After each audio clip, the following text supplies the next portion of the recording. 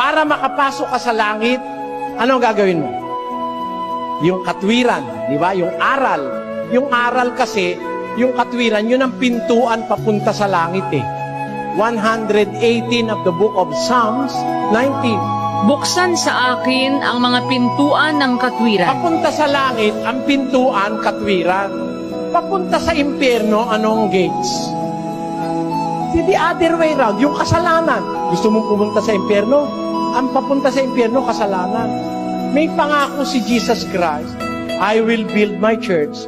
The gates of hell, yung kasalanan, yung kasamaan, shall not prevail against it. Kaya kung ang sino man iglesia nag-aangkin sila sa Diyos, nag-aangkin ka sa Diyos ka, nandyan ang lasingan, nandyan ang sugal, nandyan ang pambababae, nandyan ang panlalalakin, nananaig sa'yo ang pintuan ng impyerno. The gates of hell is prevailing over your church pag lahat ng bisyo, lahat ng kasamaan nasa iglesia mo. Hindi yan ang totoo. Ang totoong iglesia, hindi pinananaigan ng impyerno, ng pintuan ng impyerno o ng kasalanan. Dapat ang kasalanan inihihiwalay sa iglesyang totoo.